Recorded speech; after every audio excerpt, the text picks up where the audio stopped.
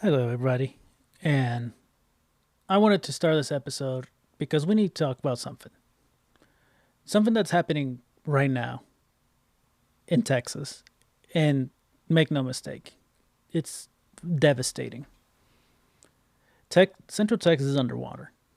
Flash floods have devastated communities from Kerrville to San Marcos, and currently over 82 people are dead, including children at Camp Mystic, where the floodwaters swept through the campsites. The dozens are still unaccounted for. Homes have been destroyed. Roads were washed away. And now families are torn apart. And let's be very clear, this is not just a natural disaster. This was a preventable massacre brought to you by the Republican Party, corporate greed, and a president who cares more about Mar-a-Lago tea times than American lives. And back in early 2025, the Trump administration, with Elon Musk leading his so-called Department of Government Efficiency, DOGE, cut nearly 10% of NOAA's and National Weather Service staff. Over 600 to maybe 800 experts gone. Why? Why did they do this? Because to streamline bureaucracy, they said. To cut the fat. In reality, they gutted our early warning systems. And they slashed the agencies meant to protect us. All to fund tax breaks for billionaires. Meteorologists and climate scientists that were warning them this will lead to slower storm modeling and delayed alerts, and now it happened. And then, according to FEMA, officials in internal reports from the National Weather Service, rainfall estimates were off by over 40%. Warnings came hours too late. Emergency sirens didn't go off on time. And by the time families realized what was happening, it was already too late. Now, you might think that I'm saying that is a failure on FEMA and the National Weather Service. No. They were doing their best with the limited staffing they have now. And we didn't just fail to prepare. We chose not to. Because when you vote for leaders who treat governance like a stock portfolio, this is what happens. And where was Trump while Texans were drowning? He was golfing.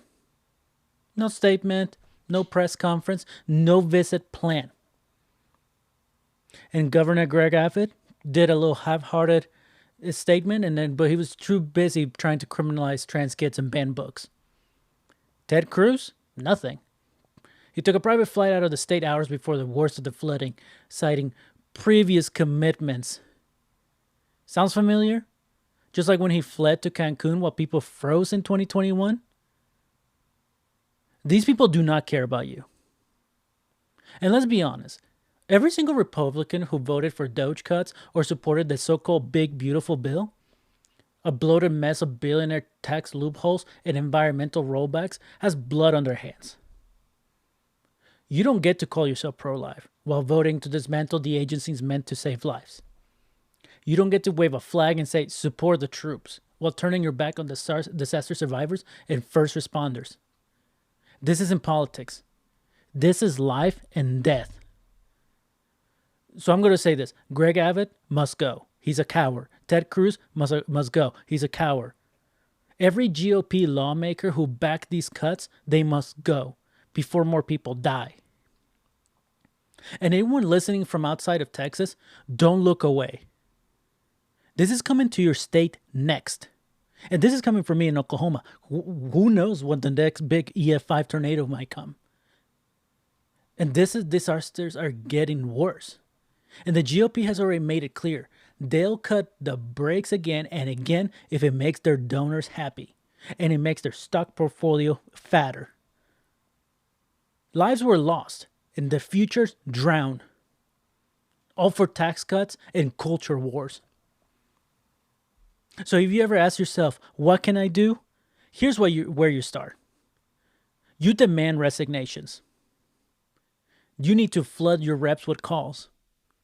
You need to vote these cowards out of their every office, from the school boards to the Senate to the presidency.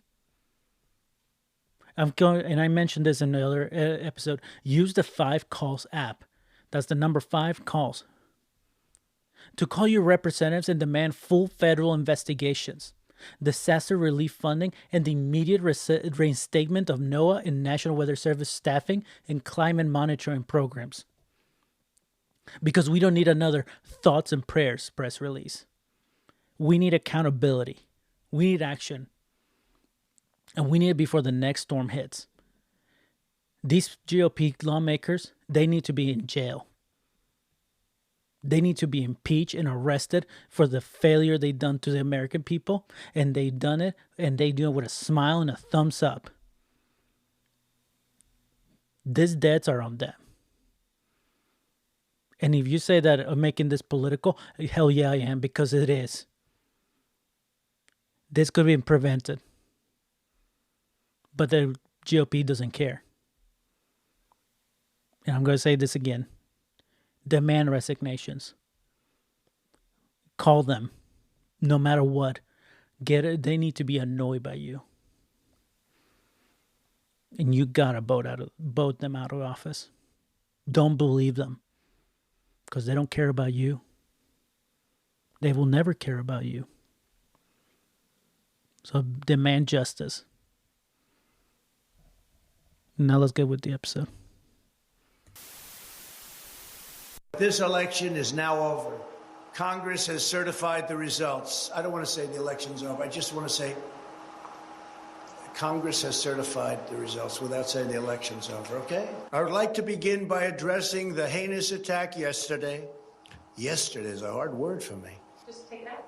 The heinous attack. Good. Take the word yesterday, because it doesn't work with. My only goal was to ensure the integrity of the vote.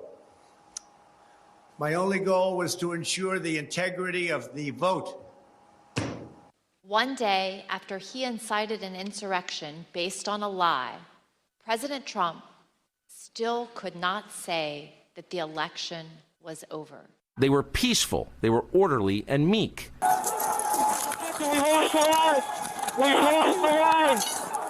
These were not insurrectionists, they were sightseers.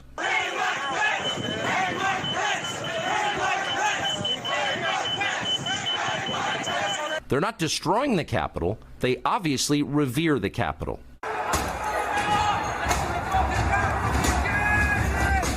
January 6th, it was the largest crowd I've ever spoken to, and they were there proud. They were there with love in their heart. That was an unbelievable, and it was a beautiful day, and it was a beautiful day. It enrages me, to see so many Americans buy into the BS and these conspiracy theories surrounding January 6th. But it also it pisses me off to see Republican lawmakers continue to spread the lies and conspiracy theories regarding January 6th in an attempt to whitewash that day because it's politically inconvenient for them to acknowledge the reality of what happened.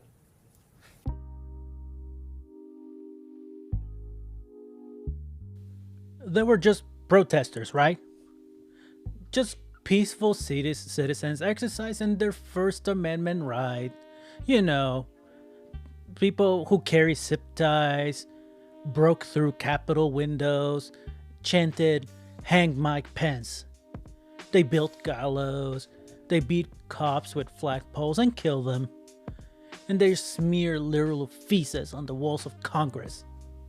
But sure, just protesters. Just a tour group with a bear spray. I mean, what's protest without body armor and tactical vests, right? Okay, now, let's stop pretending. Let's call this what it really was. This was an attempted coup, an act of domestic terrorism, and a violent tantrum because a narcissist couldn't handle losing.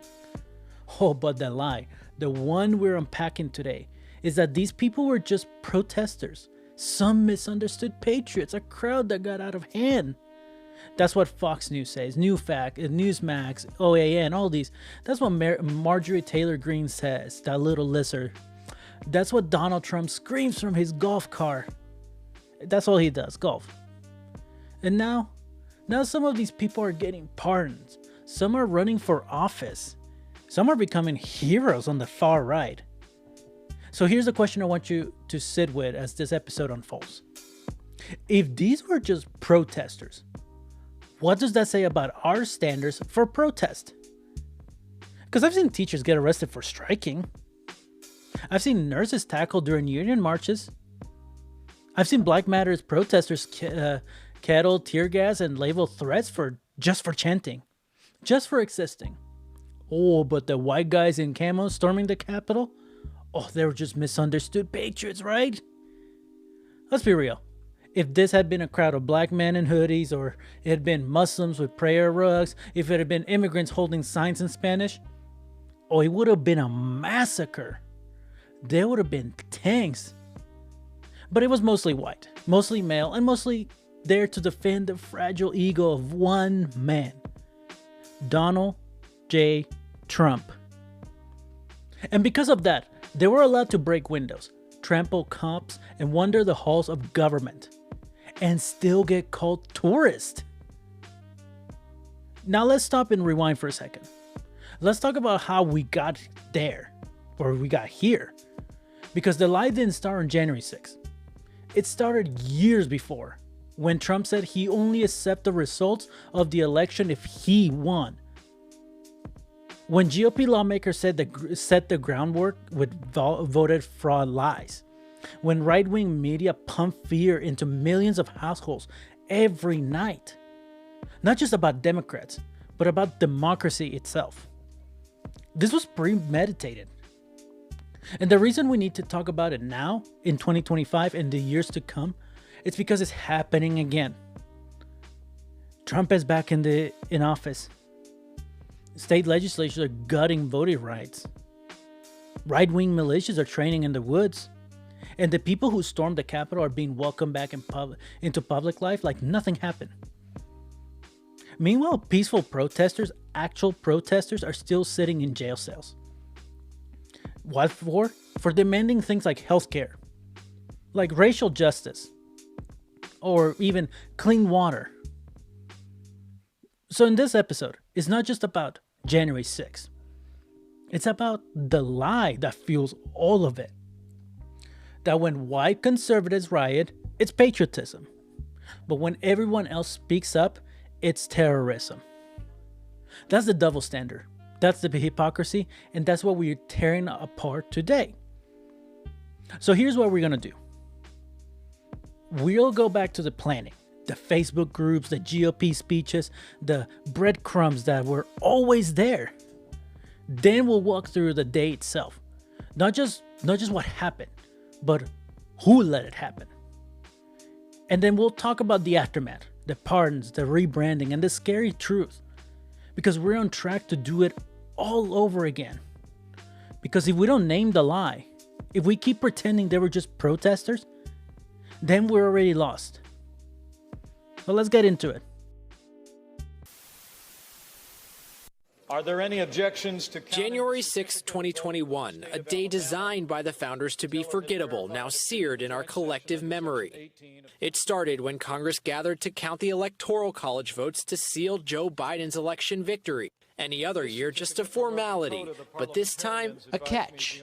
Outside the White House, then President Trump pushing his vice president to overturn the election results. And I hope Mike is going to do the right thing. I hope so. I hope so. Because if Mike Pence does the right thing, we win the election. The crowd, fueled by repeated lies from the President of the United States and others that the election was stolen, marching to the Capitol. For the next 4 hours, a shocking siege.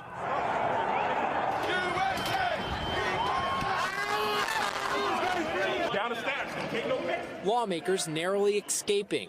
Officer Eugene Goodman seen here drawing rioters away from senators huddled close by. Shots fired right outside the House chamber. A rioter killed by police. A Confederate flag in the Capitol. bipartisan pleas for Mr. Trump to tell his supporters to stand down. Hours later, this video. So go home. We love you. You're very special.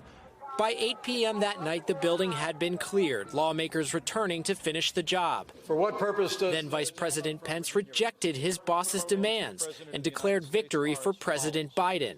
Joseph R. Biden, Jr. of the state of Delaware has received 306 votes. The riot left rooms ransacked, glass shattered, and lawmakers reeling. Democrats quickly voting to impeach President Trump for inciting an insurrection, making him the first president in American history to be impeached twice. The Capitol was fortified with thousands of federal troops lining the halls for the first time since the Civil War. And on January 20th, as President Trump refused to attend, Joe Biden became the 46th president of the United States.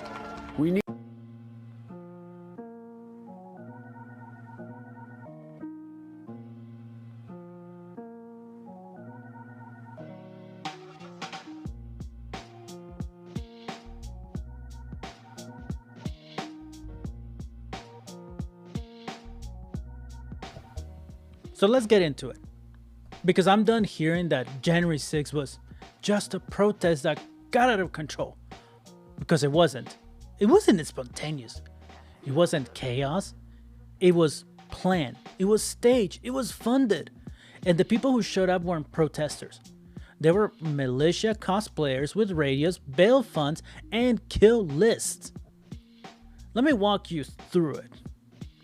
Let's go back to December 19, 2020. Donald Trump logs on and tweets, and I quote, "Big protest in DC. On January 6th, be there. We'll be wild." And right there, the fuse is lit. Because that tweet, that wasn't a message to his voters. It was a signal to his soldiers. And within hours, extremist channels on Parler, Telegram, the Donald Dad Win, and Patriot forums start popping off. People weren't talking about holding signs or chanting. They were saying stuff like, and I quote, "Bring cuffs, bring zip ties. Storm the building if Congress doesn't act. If they certify Biden, drag them out." That's not a protest. That's a plan. And who's in the mix organizing this? Let's name some names. Let's go with Ali Alexander, the Stop the Steal guy. Openly admits on live stream, and I quote, "We four schemed up of putting maximum pressure on Congress while they were voting." And who's the we? Well, he named Paul Gosar, Mo Brooks, and Andy Biggs, sitting members of Congress. He just said like it was a podcast plug, like it's normal to plot a government overthrow with lawmakers. And there's the Proud Boys, led at the time by Enrique Tarrio, who, fun fact, was hanging out with Roger Stone days before the attack. Proud Boys were not just showing up for fun. They were setting up field teams. They had group chats that we call the Boots on the Ground, 1776 Returns, and Stop the Steal Strike Team. And one guy, Joe Biggs, actually posted this on Telegram thread. And I quote, "We are going to storm the Capitol and take back what's ours." Like, bro, you're not a freedom fighter. You're a Florida man with a GoPro and a felony record. Now, let's go with the other group, the Oath Keepers. Different breed. They came in stacked, like they were breaching a compound in Fallujah. Full body armor, tactical helmets, earpieces, radio comms. I mean, they had all the gear. They moved through crowds in tight formation. One hand on the shoulder of the person in front like a SWAT unit. Stuff that you see in the military do. This was a paramilitary LARPing with deadly intent. And here's the kicker. They had a QRF. If you don't know what that means, it means a quick reaction force. Staged just across the river in Virginia. You know what that means? That means they had weapons, ammo, and reinforcements waiting in case Trump invoked an insurrection act. Like, They were begging for him to say the word so they could roll in and guns blazing. And don't think this was all a rogue keyboard warriors. There was money behind it. Like Give, Send, Go, GoFundMe, crypto wallets. These people raised tens of thousands of dollars for hotels, tactical gear, bus rentals, and legal support. And Joe Biggs, he raised $30,000 before January 6th to pay for his security operations. Then we have Ali Alexander, same thing. He was raking in while posting things like, if DC escalates, so do we. And look, if you're collecting bail money before the event, you know you're gonna do something illegal. Like, this is a plan, right? Like, this wasn't civil disobedience. This was a dress rehearsal for fascism. And here's what blows my mind. They weren't hiding any of this. They posted everything out loud. Like the Parler post from January 1st, that Congress can't certify if they're all dead. Or how about this one? Time to start hunting the traitors. That's not peaceful assembly. That's open sedition. And it stayed up unmoderated while black activists were getting banned for saying ACAB. Let me read you something from an actual court transcript. This is from FBI testimony during the Oath Keeper's trial, and I quote, "The defendant, along with others, transported weapons to a hotel in Arlington, Virginia, prepared to respond with force if ordered." Here's another one from Brian Ulrich, an Oath Keeper who pled guilty, and I quote, "Trump said it was gonna be wild. He needs us. If he's betrayed, we go in armed." These are official court records. This isn't speculation. This is not my opinion. This isn't a spin. These are official records. Now let's talk about law enforcement. The Capitol Police, FBI, and DHS all had intel that violence was coming. A memo from January 3rd, 3 days before the insurrection, literally said, and I quote, "Congress itself is the target." But still, no riot gear, no fencing, no National Guard on standby. Why? Because they're just patriots, right? Because they were white. Because they were MAGA. Because deep down, the system didn't see them as a threat. Let me paint the picture. If this crowd had been a black man in hoodies, oh, there have been tanks. There'd be a sniper teams on the roof. There'd be mass arrests before they got off the bus. But this crowd, oh, they brought gallows. They screamed, "Hang Mike Pence." And the crowd chanted like it was the chorus of a stadium song. And one of them, no joke, had a laminated hit list of lawmakers' offices. And you want to tell me this was a protest? Now, here's something else we can't ignore. Most of these people walked away. Oh yeah, 1,200 people have been arrested. But the planners, the funders, the politicians who fed the fire, still walking free, still holding office. Some of them are running again. Ali Alexander, still tweeting. Roger Stone, still a grifter. Trump, president again.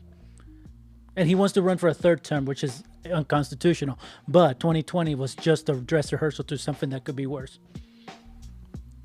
And if we don't tell the truth about this now, we're gonna see it again, like I just mentioned. So no, they weren't protesters. They were planning a war. They said it. They funded it. They live streamed it. And they left a trail of receipts from Reddit to the Capitol Rotunda. But because they wore flags and called themselves patriots, they are getting rebranded like it was a field trip gone wrong. And the rest of us, we're supposed to move on, pretend it wasn't that bad. But it was. And it will be, again, if we let it.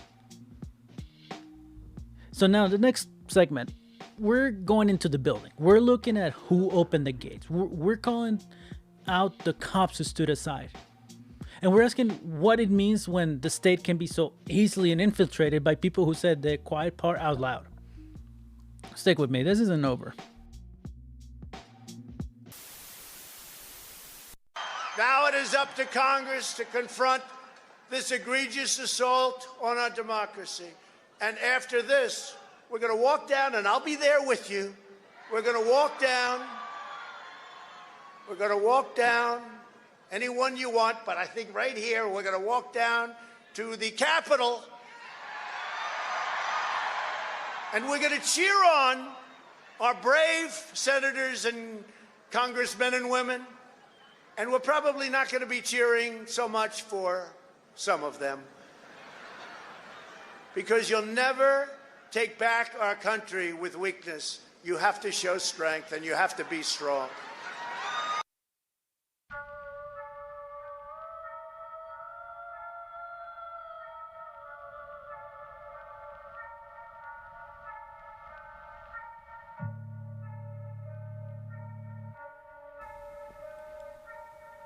All right.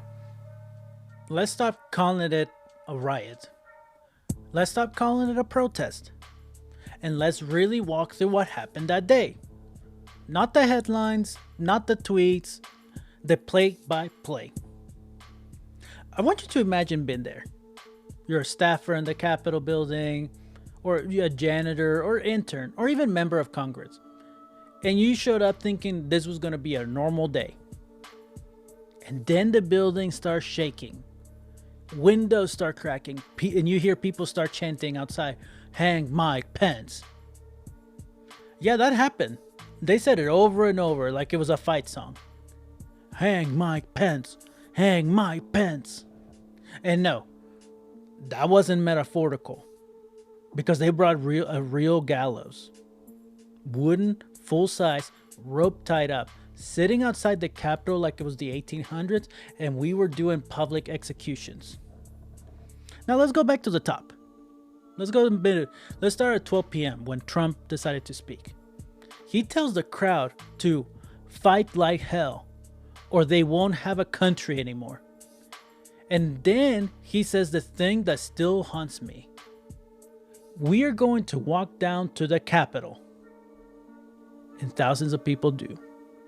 Not just MAGA, militians, militants, Proud Boys, Oath Keepers, QAnon freaks. They are wearing helmets. Some have radios, some have zip ties. They're live streaming it like it's a Red Dead Redemption mission. Now let's go around 1 p.m. That's when the crowd pushes past the first set of police barricades. And here's what's wild. A few officers straight up retreated. No backup, no riot gear. Some literally get trampled. One officer, Daniel Hodges, you've probably seen the video, gets crushed in a doorway while screaming for help. And the mob is yelling at him, "You're gonna die." And one guy tries to gouge his eye out. That's not protest. That's torture. That's intended murder. Now, inside the Capitol, total chaos.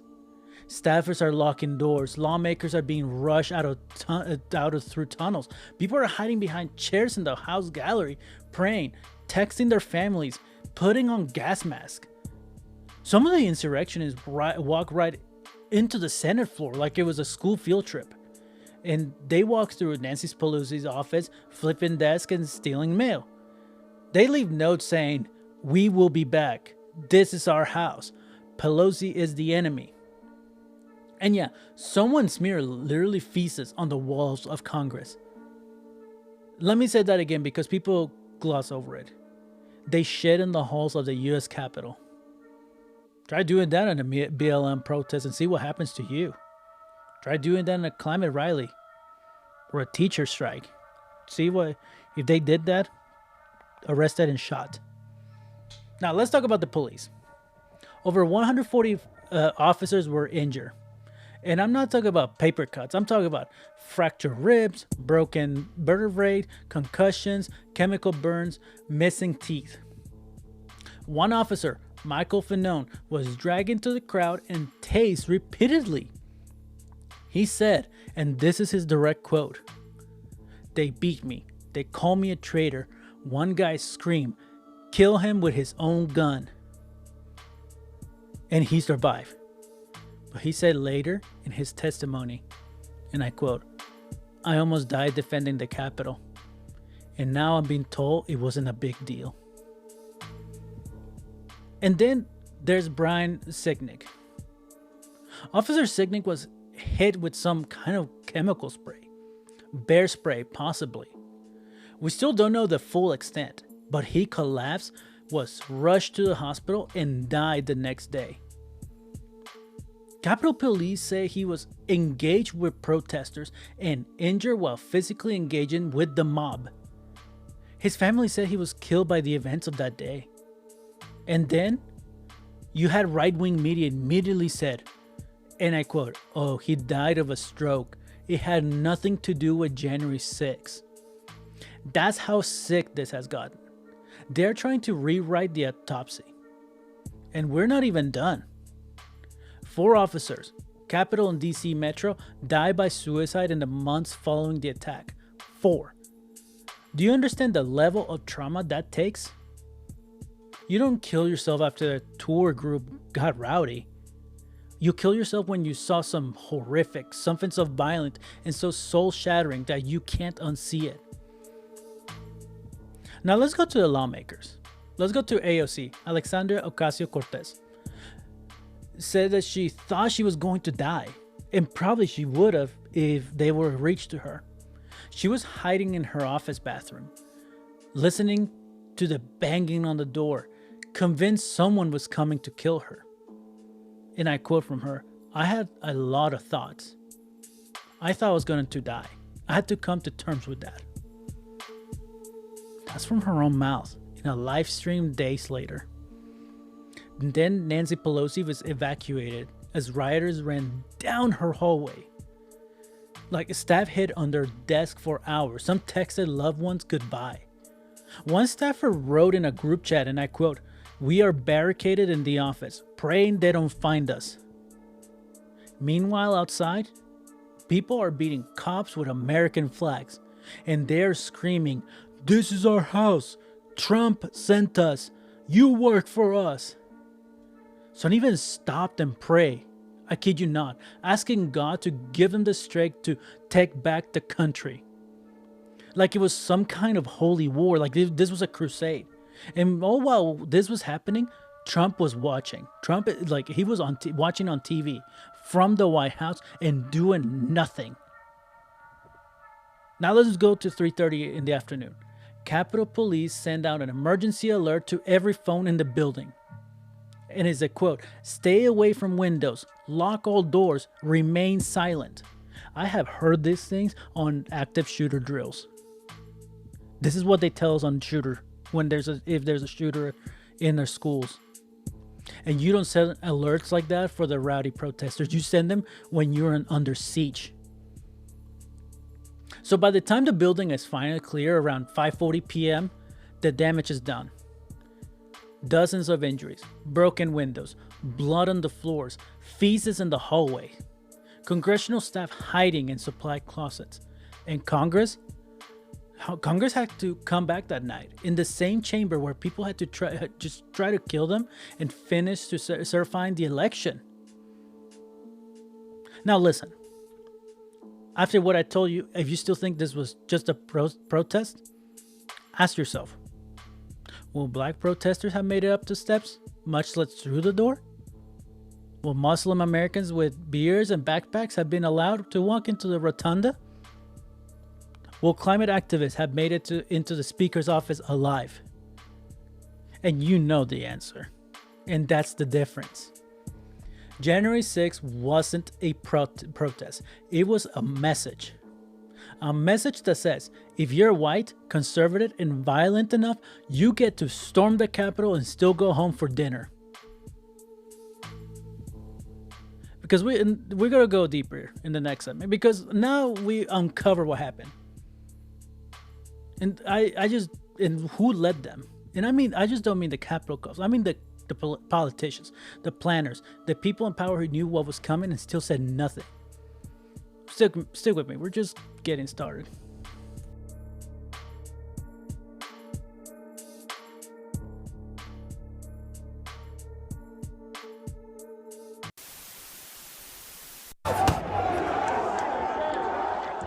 afternoon. Yesterday, the President of the United States incited an armed insurrection against America.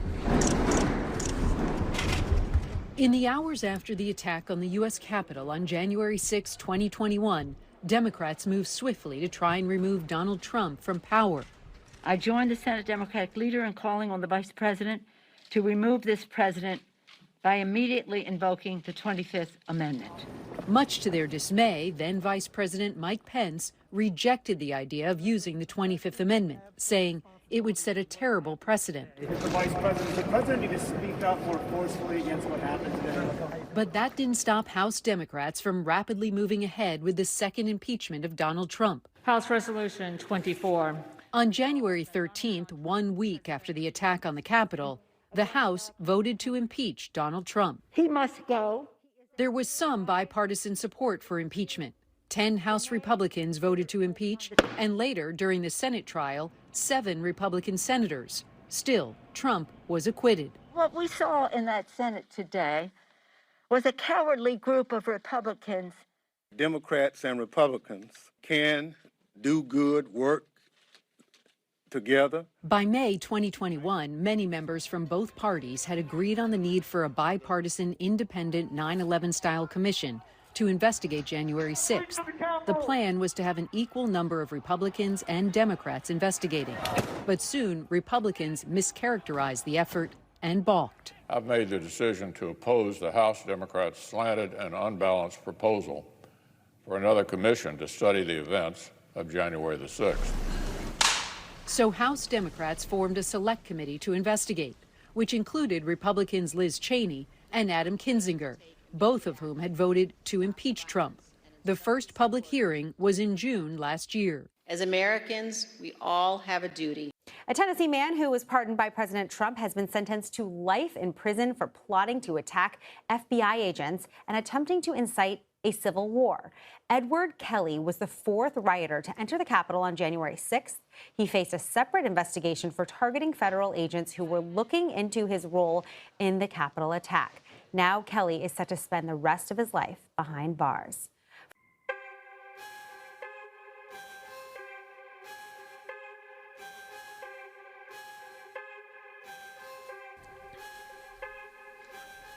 Okay, so we talked about what happened before January 6th, and we walked you through what happened during. But now let's talk about what happened after. And let me tell you, this is where the story gets really frustrating, because if you thought the system failed during the insurrection, oh, wait until you see what comes next. Now, yeah, over 1,400 people have been charged for what happened on January 6th. Sounds like a lot, right? And it is. But here's the kicker. Most of them got slaps on the wrist. Like actual trespassing charges. Or parading charges. Community service, probation, time served. I'm not kidding. People stormed the Capitol, smeared shit on the walls, and threatened to hang the Vice President of the United States and kill Congress and senators, and then walked out with a $500 fine and banned from DC. You or I get caught stealing a pack of gum and we're in jail longer. Now to be fair, some of the big names did get hit hard. Enrique Tarrio, the leader of the Proud Boys, sentenced to 22 years. Joe Biggs, another Proud Boy, got 17 years. Stuart Rhodes, the Oath Keepers guys, like 18 years. But you know what? They weren't even at the Capitol that day. So let me get this straight. The dudes who actually kicked in the doors, attacked officers, sprayed beer mace, brought zip ties, and screamed, "This is 1776," some of them got less than a year. Some were literally back in their local CrossFit gyms the following week, bragging about how they got away with it. Some of them are still serving Congress, just saying. And that's not justice. That's a discount sedition special. And who helped them? Well, of course, let's not forget this part, because the lie doesn't survive unless people in power protect it. And we had elected members of Congress, Lauren Boebert, Marjorie Taylor Greene, Matt Gaetz, Paul Gosar, not just excusing this crap, but amplifying it. Bover tweeted that she was praying for the Patriots. MTG literally toured the jail where January 6 insurrectionists are held and said it was worse than Guantanamo. And Gates, the pedophile, said they were being persecuted. And these are sitting lawmakers, still in office, still voting on bills. You show up to your job a minute late and your boss writes you up. These people backed up a coup and still have parking spots with their names on them, and they still have power over us somehow. Now, let's get to the big fish. Let's talk about Trump for a second. Because if you thought he felt bad or took responsibility or apologized for whipping up the crowd, oh, buddy. No. He turned it into a fundraiser opportunity because he's a grifter. He's a professional scammer. Literally, his campaign has sent dozens of fundraising emails since January 6th. You remember? Let's go with this one. Remember, support the J6 Patriots? Or these are hostages of the Biden regime? Or help me free the innocent? Oh my gosh, he even sold a song. A Trump-backed choir of jail insurrectionists singing the national anthem to raise money for his legal fees. I'm not making that up. So if you don't believe me, you'll see the sources with my episode description. But this has all been documented. And let's be clear. He didn't disown them. He loved them. He claimed them. He profited off them. He calls them heroes. And that should piss you off. Because if this were any other country, any other movement, they'd be called terrorists. Here, they're GOP fundraising base. Now, let's talk about what happened to the cops that survived. Because they showed up to Congress to testify. And they told the truth. They described the beatings, the death threats, the PTSD, the way they thought they were going to die. And what did they get? They were mocked. Bover smirked. Green rolled her eyes. Tucker Carlson called them crisis actors. Right-wing media ran segments saying they were soft or emotional. You know who else said they were crisis actors? Alex Jones. And that man called the Sandy Hook families crisis actors. And you telling me that these people, we should listen to them? No, nobody. And these were cops, guys. Blue Lives Matter. Remember the thin blue line? Oh, but the moment they said, hey, this was traumatic, the same people who claimed to back the blue turn on them like nothing. And here there's the delays, the excuses, and the bullshit. Let's talk about how long justice took to even start. The January 6th committee, it took a full 6 months just to get rolling, and Republicans fought it at every turn.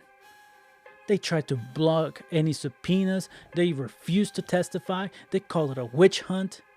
And when Congress finally passed some minor reform, like increased Capitol security, it was watered down to nothing. They didn't fix the problem, they managed the optics.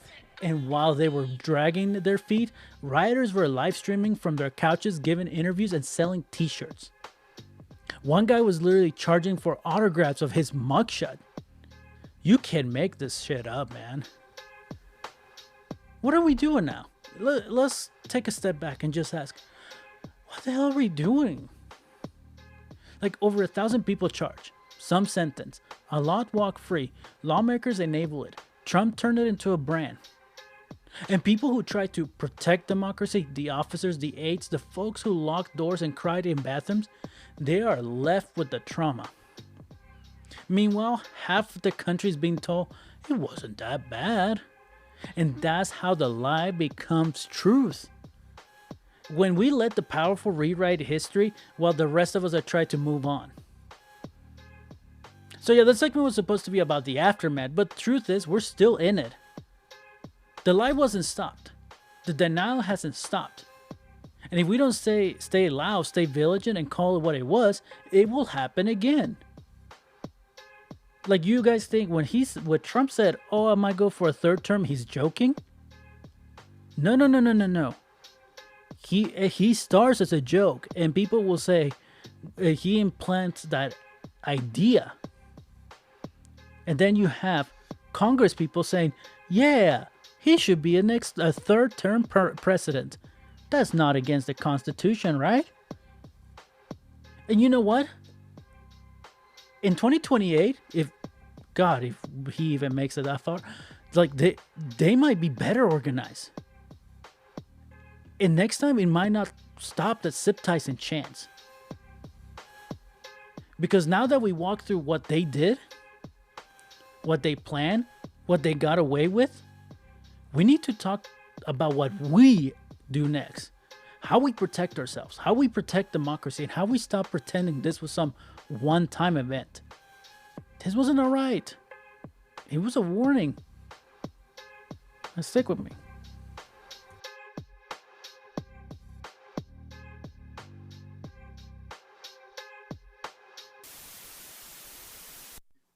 This hearing is called the Capitol insurrection. Let's be honest with the American people. It was not an insurrection, and we cannot call it that and be truthful. The House floor was never breached, and it was not an insurrection.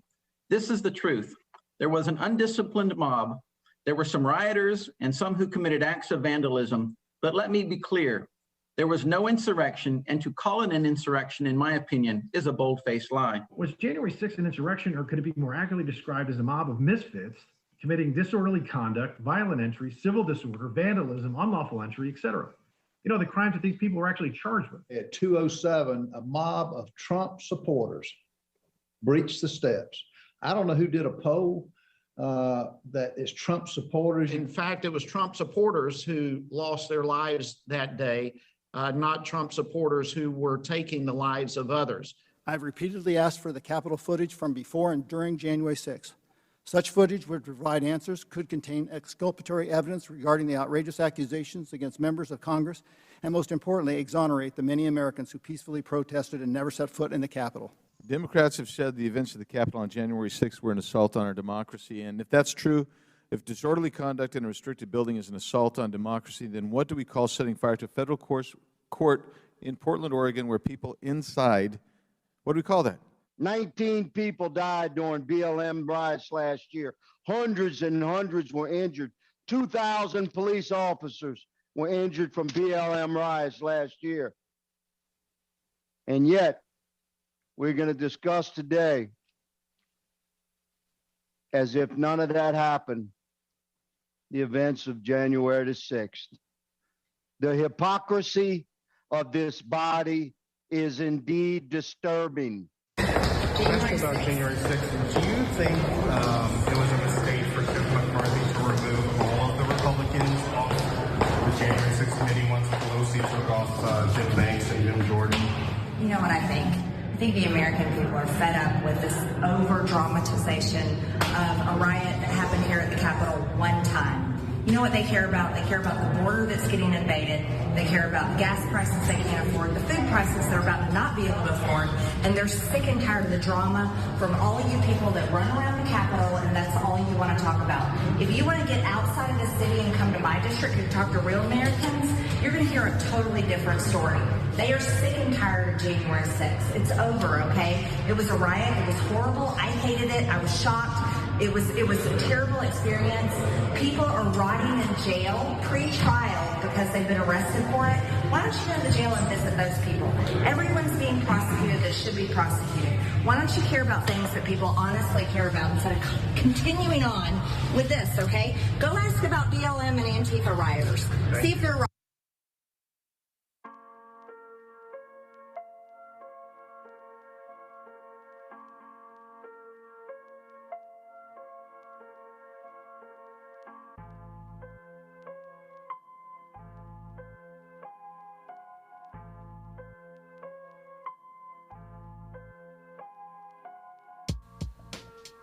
So now we covered the planning, the attack, and the so-called justice.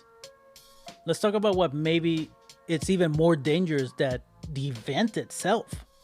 The revision, the rewriting, the slow, subtle, very intentional effort to make January 6th feel like it never happened. Or worse, that it was justified. Because right now, in real time, we're watching the biggest gaslight campaign in modern history. Like, let's start with the first one lie, the tour group lie. And you probably heard it. And I quote, "It looked like a bunch of tourists walking through the Capitol." That was Representative Andrew Clyde. By the way, a sitting Republican congressman comparing a violent mob that broke windows, smeared feces on the walls, and chant "Hang My Pence" to a bunch of tourists. I don't know what kind of tour groups he's used to, but mine don't show up with plate carriers with zip ties and bear spray. And he wasn't alone. Oh, next one, Senator Ron Johnson. He said, and I quote, "It didn't seem like an armed insurrection to me. It felt like people who love this country." Cool. I love this country too. I just don't usually storm federal buildings to prove it. And then let's go with the propaganda, the experts of propaganda, Fox News. Oh, let's talk about them, because they didn't just spin the truth. They're actively producing fiction. At the time, Tucker Carlson, before he got booted, ran a full-blown documentary called Patriot Purge. And I use that word lightly, because it was less of a documentary and more like a QAnon fan film with a production budget. And in it, they claim January 6th was a false flag attack by the FBI, that Antifa was responsible, and that people arrested were being put into secret government prisons. And then straight up, Alex Jones meets Marvel Cinematic Universe energy. And the scary things, millions of people watched it.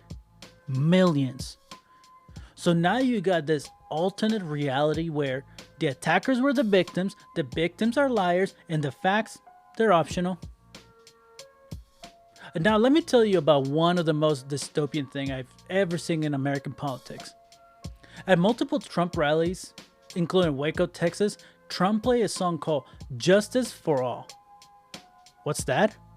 It's a national anthem sung by January 6 prisoners.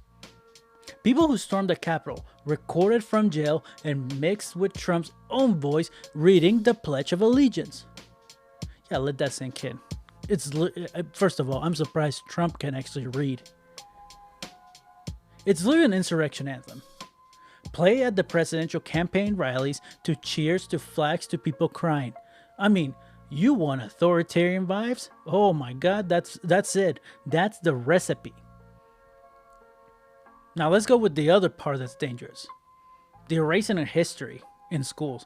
It doesn't stop at rallies and TVs. Now we're seeing the insurrection erased from textbooks, literally. In Florida, because why not, textbooks are being rewritten to either refer to January 6th as a Capitol disturbance or remove it completely. In Texas, lawmakers passed legislation that restricts how teachers can talk about race, power, or current events, which means you can't even teach what happened that day in full context.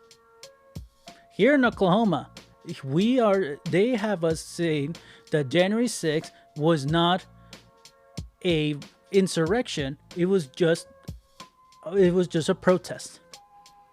And this is what Ryan Walters even said, like the civil rights movement. Oh my God. Some districts don't want teachers to say the word insurrection. Others are told to offer a balanced perspective, like maybe the people attacking police had a good point. No, that's not balance. That's revisionism. This is how history gets twisted. You don't have to ban it all at once. You just start softening the language until nobody remembers the truth. It's like if the United States when they bombed Japan with atomic bombs, and then Japanese people said, "Yeah, we kind of deserve that. It's okay if you kill 500,000 people." Oh, it might be controversial if I said that. I know, I get it. The atomic bomb, blah, blah, blah. But at the same time, it's like, put yourselves in the shoes. Like, come on. Anyways, sorry. Guys, I'm going in circles. Now, let's go with the next part. Like the FBI setup theory. Oh, we can't forget this one. This was my favorite. According to the people like Tucker and Bannon and even some GOP congressmen, like January 6th was secretly orchestrated by the FBI. Yeah, because of course the problem wasn't Trump or the Proud Boys or the literally terrorists with zip ties. It was a secret FBI agents pretending to be Trump supporters. This is the same logic that blames school shootings on crisis actors. It's the same garbage playbook, but with a suit and tie. And guess what? That theory got repeated on the House floor by Republicans. So now we're at a place where actual elected officials are saying, maybe it was Antifa, maybe it was the FBI. Sorry, let me try this again in the voice that actually said this. Maybe it was Antifa, maybe it was the FBI. Maybe it was peaceful. Maybe we shouldn't talk about it at all. God, that woman is the worst person I ever met. Not met, seen in my life. She is... Never mind. Anyways, all four of those things can't be true. But that was the point. If you can flood the conversation with so much bullshit, people start trying to sort it out. Now, why this rewrite matters? Look, I know what people will say. Man, Luis, it was 3 years ago or 5 years ago. Why are we still talking about this? Because they are. They're not just remembering. They're rewriting it in real time. And if we let them, that's what's going to stop them. What's going to stop the next January 6th? The history books say it wasn't that bad. If the media says it was peaceful, if the candidates said those were my people, they were not healing. We're not recovering. We are clearing the runway for it to happen again. So yeah, I know this segment's heavy, but this part might be the most important. Because what happened on January 6th was awful. But what's happening after might be worse. Not because it's louder, but because it's quieter. They're not storming the gates anymore. They're rewriting the scripts and the laws. So when it happens again, people won't even recognize it for what it is. That's how democracies die now. Not with a bang, but with the documentary deal and a textbook edit. So in the last segment, we're gonna talk about what's next. Like, because this can't just be about anger. It has to be about action. How do we fight back against lies that get louder every year? How do we protect the truth? How do we hold power accountable? Let's talk about it. Stick with me, please.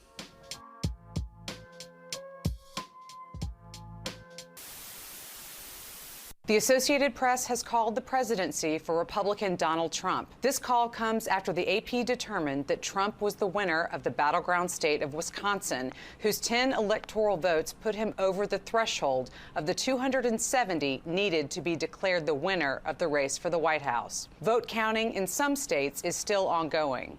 At this hour, we do have an update on the electoral votes for each candidate. Trump has 277, and Democrat Kamala Harris has 224. First, we have a list of pardons and commutations relating to events that occurred on January 6, 2021. Okay, and how many people is this? I think this order will apply to approximately 1,500 people, sir. So this is January 6th. These are the hostages. Approximately 1,500 for a pardon. Yes. Full pardon. Full pardon or commutation? Full pardon. We have about 6 commutations in there where we're doing further research. Okay. Nice to see you again.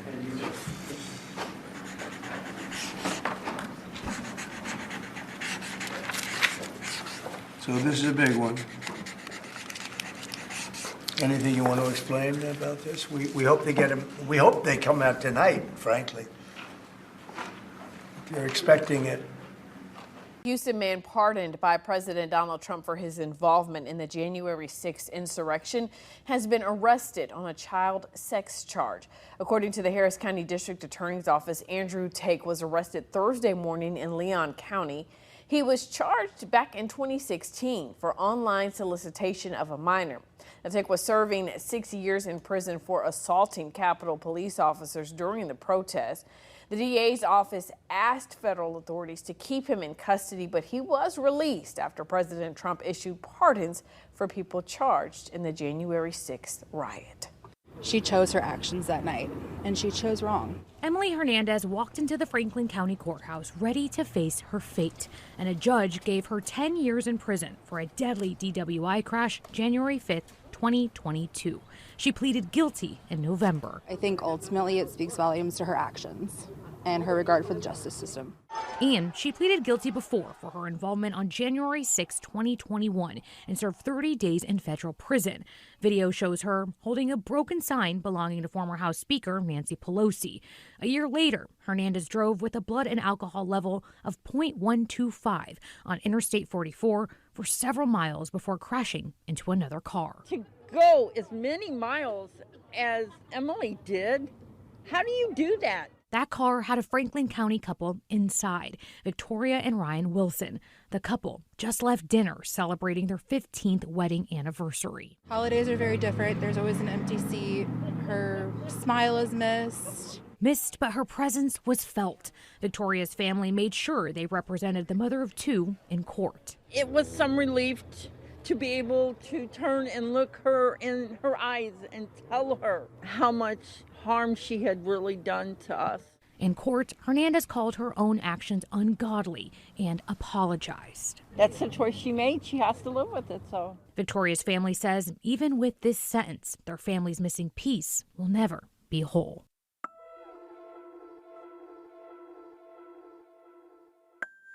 So we've gone through the planning, the violence, the cover-up, the so-called justice, and the full-blown rewrite. So now it's time to ask the real question. What do we do now? Because let me be real. I'm not doing this episode for the vibes or the clicks or anything. I'm not here just to yell into the mic and say, wasn't that crazy? No.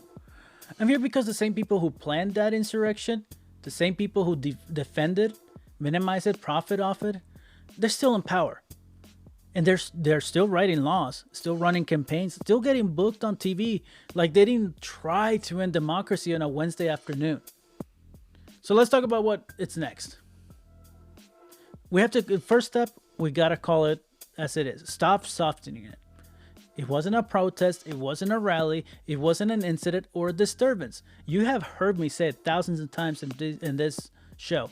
It was an insurrection. A violent, premeditated attempt to overturn an election and install a man as president who lost. If we can't even say the word, we're already losing the fight. Call it what it was. Correct people when they don't. And if it's people in your family and they say that and it hurts their feelings, good. Because they are not living in facts. They're in a fictional world and they are okay with a fascist country. And yeah, it is uncomfortable, but comfort is how we got here. Now, the second step, we gotta name the enablers. Say it out loud. Bover, Gates, Gosar, MTG, Trump. Every one of them pushed this thing forward. Before, during, and after. And I don't care how polite politics is supposed to be. If you help light the match, you don't get to pretend you were just holding the candle. If your congressperson still won't say January 6th was wrong, they're not neutral. They are part of it.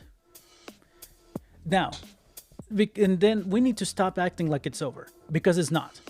There are candidates running next at the next primaries and probably the next time at every level who are campaigning on the lie that 2020 was stolen. There are school boards banning books that mention the insurrection. There are state legislatures rewriting election laws to make it easier to ignore results. And the Supreme Court, they already ruled that presidents might have immunity, like king powers, for crimes committed in office. So what happens when someone worse than Trump wins and knows exactly what the system will and won't punish? Gosh, what is worse than Trump? Never mind, I don't want to put that in my mind.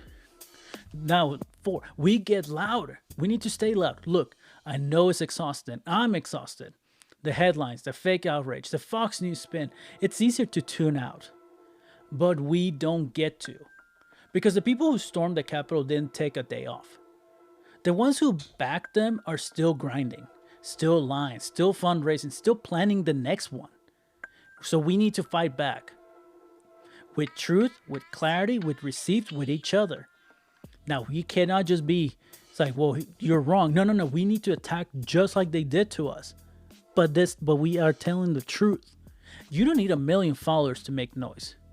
Because you need a voice, a courage, and follow through.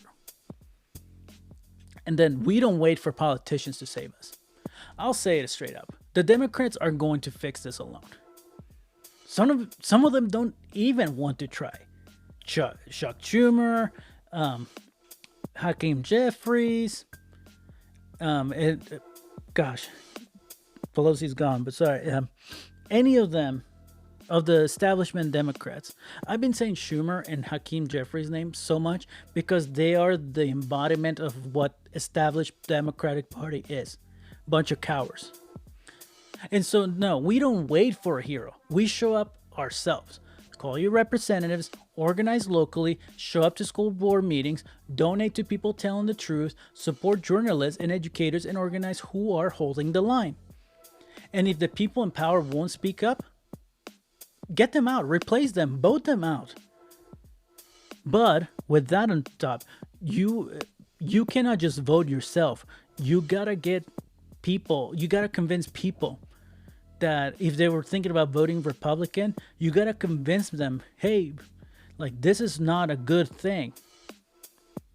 Not just because of January 6th, but the big beautiful bill and everything. It's bad. And then the last step, we need to remember. Because they want us to forget. They want us to move on, to pretend it wasn't a big deal, to shrug, to scroll, to sigh. But we can't, because January 6th wasn't just a moment. It was a mirror. And what it showed us is that democracy isn't bulletproof. It can be kicked in, it can be zip tied, it can bleed. But it can also stand up if we do. So what comes next? We do. Us. Telling the truth, holding people accountable, keeping receipts, not telling this country, forget that the people waving the flag tried to burn it down. And that the only thing standing in their way next time might be you, might be me, might be the last ounce of courage we got. But it'll be enough if we use it. Now, I'm going to keep saying it. Want to do something right now?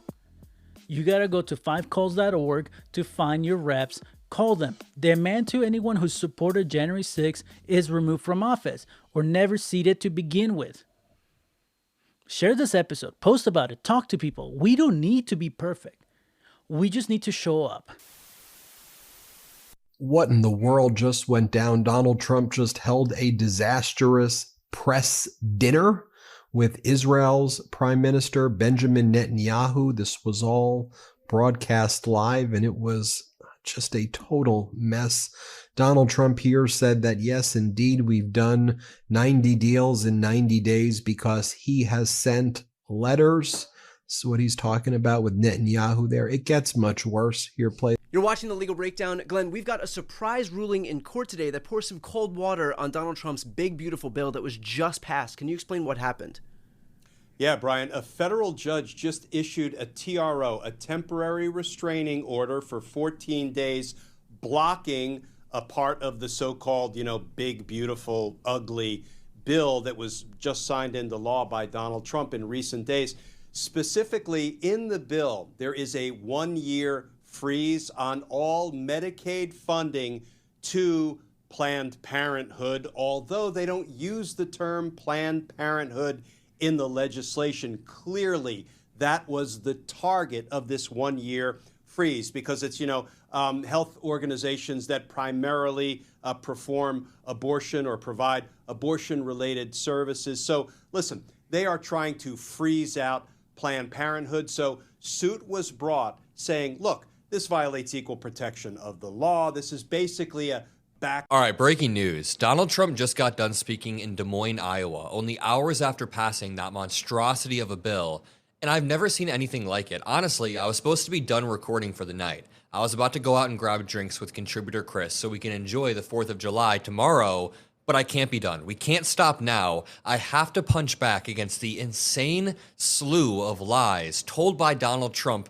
in Des Moines. You know, I was actually going to go to Des Moines and debate his supporters one-on-one, but I decided to stay back and cover the bill as the process. Putin is getting some bad news about the Russian economy. I want to go over that, and that is heavily impacted by the backlash that he's seen the global economy because of his invasion of Ukraine. They just won't stop it. And the takeaway here is it's interesting and disgusting to have someone who really truly cares. Like, you know, when Tucker did the Puff piece, you can play that when he got radicalized. He was saying he was radicalized because the grocery stores were nice, which, by the way, there's a H-E-B here in Austin, which is a grocery store that has one of those cart escalators.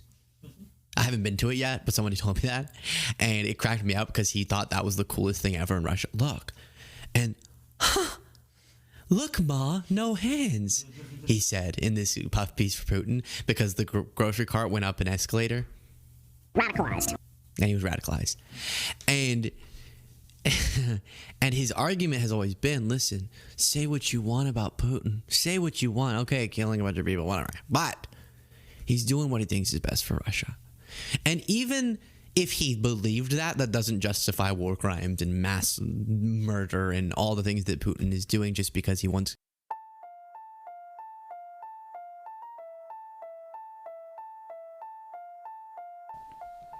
Now, before we wrap this episode, I need to speak personally for a minute. Because while we spent this entire episode breaking down the lie that January 6th was just a protest, there's another lie we need to talk about. And that's the lie we tell ourselves. That someone else is going to fix it. That talking about it, it's enough. That clicks are the same thing as action. Because it's not. And while the far right is out here organizing, stacking school boards, rewriting textbooks, training for the next insurrection, too many on the left are sitting in front of microphones saying, "This is it, guys. Trump finally finished. It's over for him. This is the nail in the coffin." And then nothing. No organizing, no outreach, no calls to action. Just another hour-long live stream to dunk on Republicans while everything burns behind them. Because I'm tired of it. I'm tired of content creators acting like they're doing resistance work. You're not resisting anything if the only people hearing you are the ones who already agree. Meanwhile, real life is happening. Let me give you an update from Texas. The floods, they're worse than they're reporting. I did a little before segment. Over 90 people are dead now, including children. Entire towns wiped out, bridges gone, power lines down. And this didn't happen in a vacuum. Trump's administration, through the joke of department he called Doge, cut hundreds of NOAA and National Weather Service staff to save money. Abbott ignored flood infrastructure for years. Ted Cruz ghosted again, just like he did during the freeze, just like he always does. People die, not because we couldn't predict the rain, but because we defunded the people who would have warned us. And the people responsible, they are out there golfing. They're tweeting, they're fundraising. And I'm here, I'm watching families and bury their loved ones. I'm hearing the silence from the people in power. And I'm hearing the clickbait from the people who should be helping. So let me tell you what I'm doing. I'm not waiting around for MSNBC to give a shit. I'm not hoping some streamer says the magic words. I'm in my town, right here in Oklahoma, meeting with city councilors, the mayor, and community leaders to create the first ever universal childcare system for infants to pre-K for free. Because if we're serious about building a better future, it doesn't start in Washington. It starts here, with us, with you. It starts by showing up, not just on a live stream, but in a room where the decisions happen. I'm not doing this for clout. I'm doing it because I'm a teacher, a veteran, and a father, and I've seen what happens when the only people fighting are the ones who hate us. So if you're a left-wing content creator listening to this, step up, or get out of the way, or just admit that you don't care, that you're just there for the clicks. And if you're not talking to the people in your own city, if you're not organizing, if you're not showing up to town halls or building your own town halls, if you're not putting your body where your mic is, then you're not doing enough. Because we're up against billionaires, white supremacists, corporations, fossil fuel giants, private prisons, and politicians who'd rather burn the planet than lose a vote. But if we show up, if we actually get serious, if we stop waiting for the moment and become the movement, we win. So stop putting titles like "This is the end of Trump." Stop saying democracy will save itself. And stop with the stupid clickbait and getting lawyers on your videos to say that this lawsuit will actually end Trump, or this is the end of democracy. And that same lawyer who is telling you all these legal jargon doesn't do anything himself. I'm so tired of that. I'm tired of this. I'm tired of them bringing former attorney Democratic generals to their videos, and they talked for 30 minutes, say in the clickbaity episode is like, Attorney General says Trump is over, or this law will destroy Trump. I'm tired of it. Be serious about it. If you know who I'm talking about, then you already been in their content. I've been on their comment sections. I emailed them. I messaged them. I'm done. I want action. I'm tired of this, man. I'm tired of them just having millions of subscribers and writing books and doing the same thing that they blame Republicans on doing. Anyways, you guys, call your representatives. Show up to their town halls. Do whatever you need to do. We need to move this forward. And again, this has been the problem with the lies we tell, and the lie this week that it was just a protest. That is over. It's over. There wasn't a protest. And that other lie that someone else is going to handle it, it's not over. It's not handled. And it's not someone else's job. It's our job to fix this country. See you next time.